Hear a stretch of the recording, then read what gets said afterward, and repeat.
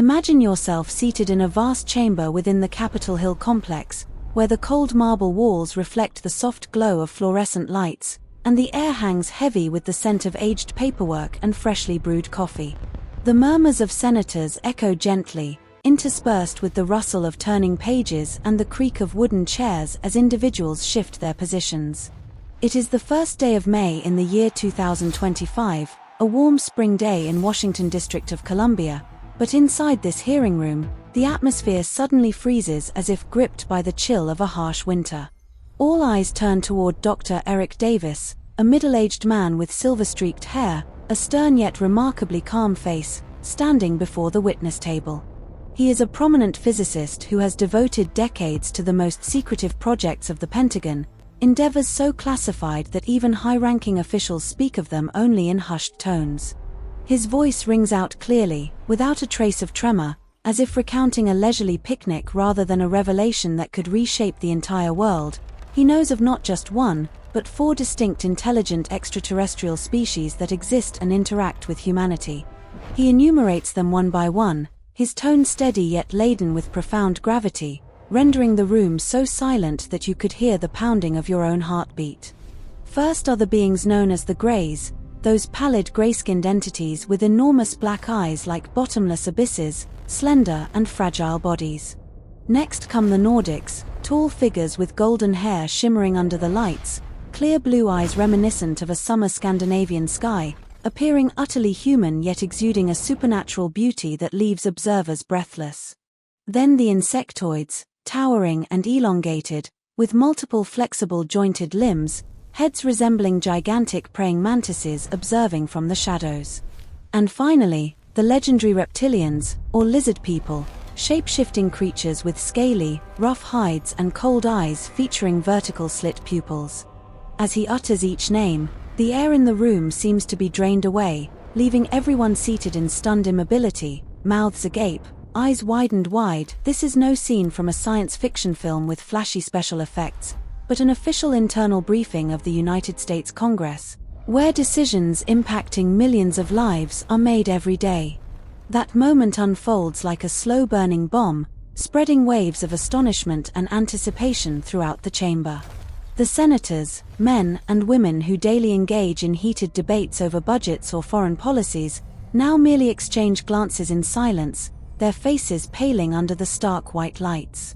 This stands as the most shocking disclosure ever presented in any conference on unidentified aerial phenomena, often referred to as UAP, from that point onward. Secrets once confined to fireside tales, tabloid headlines, or shadowy online forums are now laid bare in the glaring light of a congressional hearing room. Soft gasps arise from the corners, dry swallows echo faintly, and you can sense the vibration rippling through the air, a potent blend of fear, curiosity, and a faint glimmer of hope that the world is altering irrevocably. Now, pause for a moment to envision the man bold enough to voice these truths, Dr. Eric Davis. He is no street corner eccentric or basement-dwelling conspiracy theorist. He is a genuine scientist, holding the highest level of security clearance the United States government can bestow, spanning multiple decades. Picture him in clandestine underground laboratories, where the incessant hum of machinery fills the air, flickering blue lights from computer screens dance across the walls, and thick volumes of documents are secured in steel vaults. He has delved into advanced propulsion technologies for the Department of Defense, innovations that could revolutionize how we traverse space, and participated in black programs, initiatives so opaque that even major intelligence agencies hesitate to name them, due to their immense risks and national security implications. He has spent countless hours at cluttered desks piled high with papers, scrutinizing data from surveillance satellites, or conferring with colleagues in closed-door meetings where every utterance might be monitored. Today, he enters the congressional chamber with composed poise, clad in a dark suit, his warm yet firm voice detailing the classification of non-human intelligent life forms as methodically as if explaining the anatomy of an ordinary aircraft. It is his storied credibility that holds the audience in rapt suspense. This cannot be a prank, nor idle speculation from a dreamer. You can almost see his face illuminated by the lights, his glasses glinting, confidence emanating from every gesture, compelling listeners to realize that perhaps, just perhaps, we are brushing against a truth grander than any before. Among those seated at the table with him that day is Representative Eric Burleson from Missouri, a middle-aged man with a sun-weathered face from years toiling on his home state's farmlands, sharp eyes, and a warm Midwestern drawl. Afterward, he remains so shaken that his hand trembles slightly as he grips a glass of water, and in a subsequent episode of the podcast titled Endless Void, hosted by an enthusiast delving into cosmic enigmas with eerie background music and a resonant narrative voice, he shares his unfiltered emotions. Envision him in the dimly lit recording studio, shadows playing across the walls, his voice quivering faintly with recollection. I had heard whispers of these 4 types in prior private sessions, confidential discussions in sealed rooms where participants murmured out of fear of eavesdroppers. But I never imagined someone would declare them openly in a public briefing. And certainly not Davis, a physicist revered across the field, trusted like the pages of a textbook. He stated it bluntly, without evasion, making me feel as though the ground beneath my feet was crumbling away.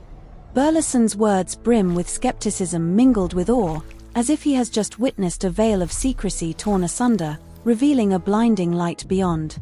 You can detect the tension in his delivery, the heavy sighs, the pauses to swallow before pressing on. Representative Burleson delves even deeper into the atmosphere of that day, transporting you right into the scene. Dr. Davis did not testify under oath, meaning he was not positioned on the witness stand where legal protocols demand unvarnished truth, accompanied by the sharp rap of a gavel and stern judicial glares.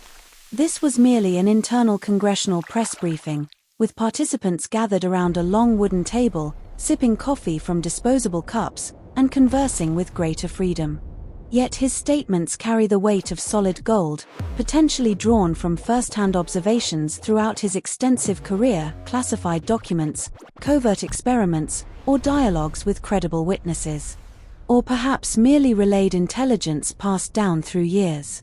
Burleson expresses uncertainty regarding their veracity, but his tone grows more solemn as he continues.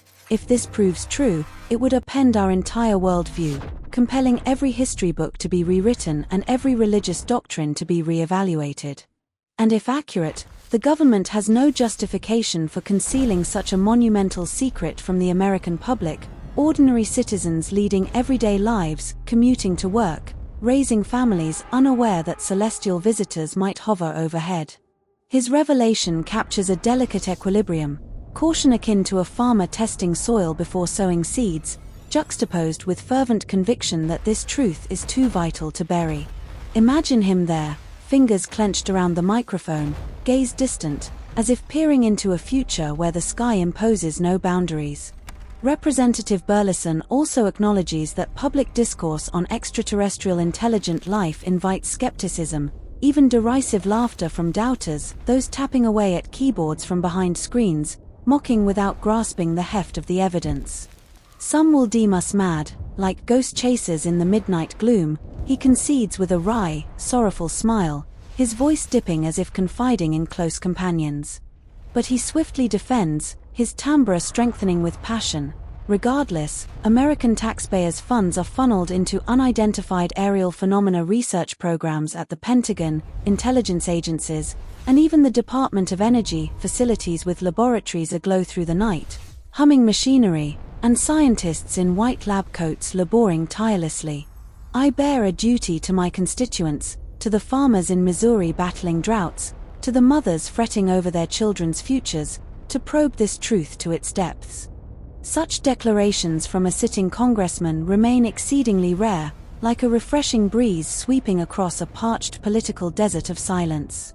The topic of unidentified flying objects, those hovering crafts piercing the night sky, enigmatic flashing lights, has long been marginalized, dismissed as childish fancy. Yet now, a representative steps forward publicly, half admitting that extraterrestrials might truly exist, and advocating for deeper investigations.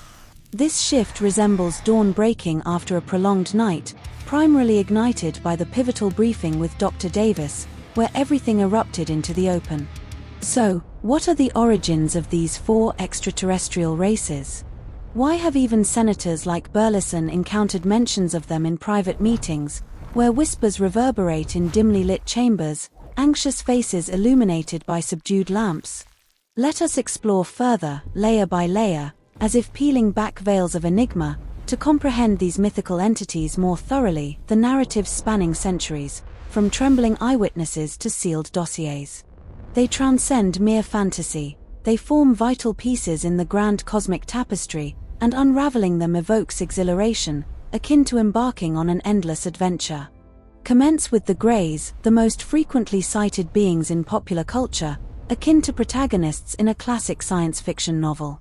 Envision them, diminutive statures, ranging from about 3 feet to 5 feet in height, emaciated like desiccated branches in a barren desert, smooth grayish-white skin devoid of any hair, glistening under moonlight like shark hide. Their heads are disproportionately large, with high-domed foreheads protruding like gentle hills, and those eyes almond-shaped and immense, pitch black as a starless night, dominating nearly the entire face, pupil-less and light-reflecting voids that draw the soul inward, making one feel utterly penetrated to the core. Noses reduced to mere slits, ears virtually absent, mouths a thin line rarely parting since they communicate telepathically, direct messages beaming into the mind like whispers from subconscious depths, sans words or sounds. When they stand present, the surrounding air grows noticeably chillier, and distant wind howls through windows sound like ominous warnings. This archetype emerged in the 1960s, peaking with the infamous Hill abduction case that stirred national frenzy. Transport yourself to the late night of September 21, 1961, on a shadowy road in New Hampshire, chill winds rustling through pine forests, leaves whispering secrets. Betty and Barney Hill, an ordinary couple, she a social worker, he a postal employee, were driving home from a vacation, radio crooning soft tunes, moonlight filtering through the windshield. Abruptly, an anomalous object hovered overhead, lights pulsing erratically. They halted the vehicle, hearts racing, and then fragmented memories. Through subsequent hypnosis sessions in a cozy therapy room, with the steady tick of a clock and a soothing physician's voice, they recounted, levitated into a brilliantly lit spacecraft, atmosphere thick with metallic odors, confronting short gray-skinned beings with vast black eyes, indistinct noses and ears. Betty vividly recalled those eyes staring intently, impassive yet inquisitive, like scientists examining specimens. Their account proliferated via newspapers and television, embedding those black eyes into millions' dreams. Thereafter, thousands of analogous reports flooded in globally, from the arid Nevada deserts with swirling dust clouds to the humid Amazon rainforests alive with bird calls. From farmers to pilots, descriptions converge: gaunt, gray-skinned, enormous black eyes. This uniformity raises gooseflesh, like a mysterious symphony echoing across eras. Abduction survivors, often recounting shakily in the subdued glow of support group meetings, detail impersonal examinations. Strapped to icy metal tables, bodies paralyzed yet conscious, fixated on those black eyes. The beings wield slender, needle-like instruments leaving no scars, accompanied by soft mechanical whirs and an ozone tang in the air. Greys appear utterly rational yet emotionless, like pure scientists, regarding humans with the detachment we afford ants.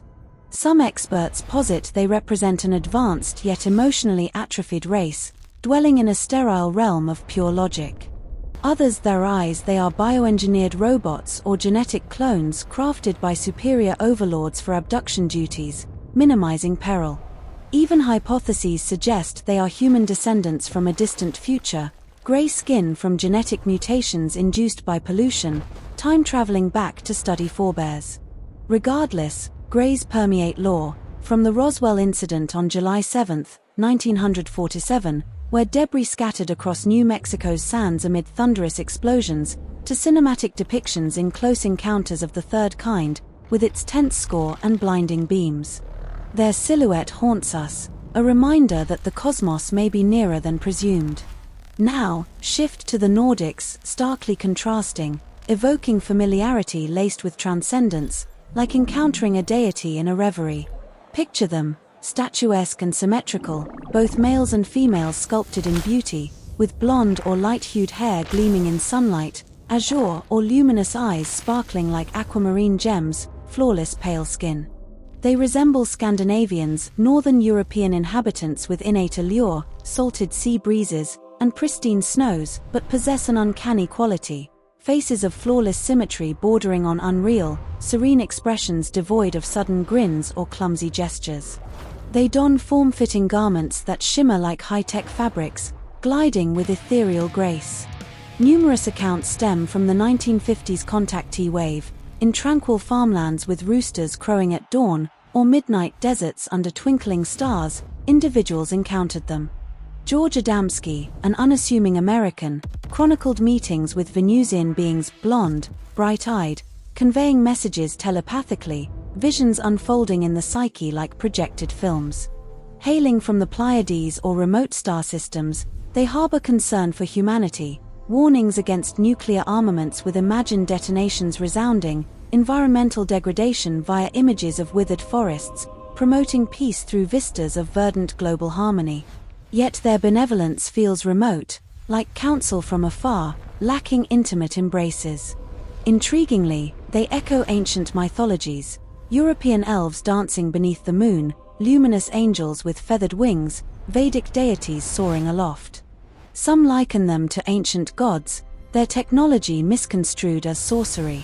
More contemporarily, Paul Hellyer, former Canadian Defence Minister who retired in 2014, asserted in interviews with a deep, measured voice, at least 4 varieties exist, some so human-like they blend seamlessly into bustling New York City crowds. His statements once drew ridicule, but now resonate potently. Persistent rumors claim President Dwight D. Eisenhower met Nordics in 1954, within a covert chamber humming with ventilation fans, proffering peace rebuffed amid Cold War tensions. If real, are they guardians or covert observers? The enigma persists, quickening the pulse at mere contemplation. Next emerge the Insectoids, lesser known, yet their imagery chills to the marrow, sending shivers across the scalp. Envision bodies exceeding 6 feet in stature, lean yet agile, encased in chitinous exoskeletons rigid as iron armor, numerous limbs twisting fluidly like storm-tossed branches. Heads akin to colossal praying mantises, compound eyes vast and iridescent, mirroring myriad reflections, occasionally fringed with quivering antennae. Mouths resembling insect mandibles, emitting eerie clicking sounds that reverberate in obscurity. In motion, subtle joint frictions arise, punctuated by peculiar taps like segmented legs pulverizing dry foliage. Many abduction victims recall them looming in spacecraft corners amid glaring illuminations, silently overseeing Gray's operations, imposing, emotionless, multifaceted eyes betraying no sentiment. They project crisp telepathic chirps into the mind, like insect stridulations. Often supervisory, like laboratory directors, inclining triangular craniums for inspections. Theories abound: an elite caste with Greys as subordinates, or an ancient race from distant galaxies, treating us as specimens. Perhaps terrestrial relics from primordial eras, colossal insects evolved in subterranean dampness. Reports span from America to China, via hypnotic regressions with metronome ticks, to standalone testimonies. A British author awoke to a 9-foot insectoid in his pitch-black bedroom, vanishing spectrally. Or a teenager spotting them disembark from a saucer near a farm, grass rustling softly.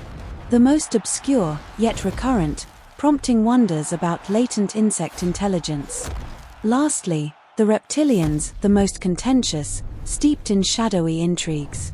Visualize: human height or taller, robust builds, scaly skins evoking damp lizards' chill or crocodiles' coarseness, exuding a fetid rot mingled with acrid metal. Faces reptilian, lateral eyes with dilating slits, flattened noses, broad maws lined with fangs, forked tongues flicking the ether. Frequently hooded or armored, concealing true forms.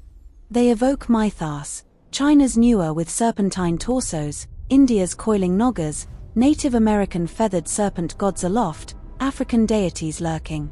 David Icke, late 20th century proponent, proclaimed their shape-shifting, infiltrating elites, presidents, royalty, manipulating from obscurity, slit pupils flashing in footage.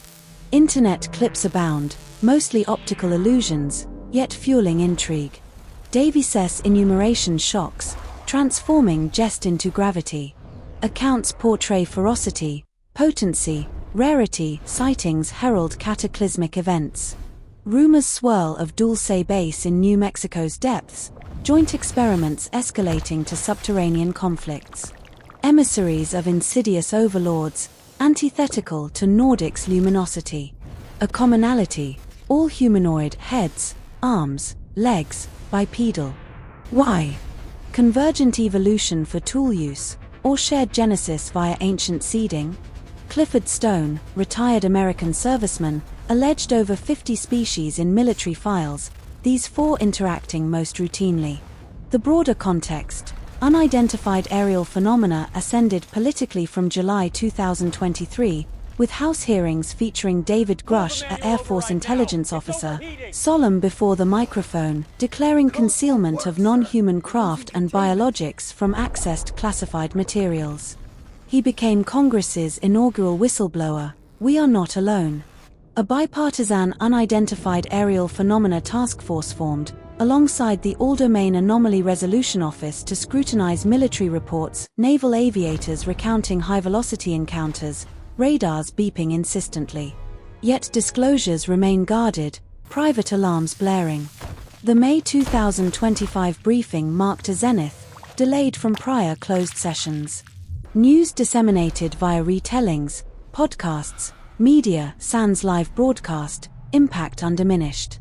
Burleson advocates open hearings, despite witnesses withdrawing over perils, pension forfeitures, ostracism, safety threats. The unidentified flying object community fractures, yet he maintains neutrality. The White House exhibits surprising openness, with Donald Trump Jr. expressing interest. A recent 2025 survey reveals over 60% of Americans believe in extraterrestrial life, bolstered by exoplanet discoveries and fast radio bursts. Skepticism endures, absent clear imagery, tangible proof. Perhaps interdimensional, quantum telepathy. Concealment motives, mass hysteria akin to 1938's Orson Welles radio broadcast, religious upheavals, military edges. Why withhold? Interstellar protocols barring interference, or factional strife. Israel's Chaim Esht claimed humanity unprepared. The horizon, verification would rewrite annals, terror, elation, security shifts. Envision summits with telepathic greys, composed Nordics, note-taking insectoids, watchful reptilians. From 2025 onward, a pivot, the curtain lifts, humanity embraces the cosmos. Gazing at the starlit night, ponder, are they gazing back? Are we prepared for the grand rendezvous? Around the structure. The plasma flares are blinding, but the chase continues.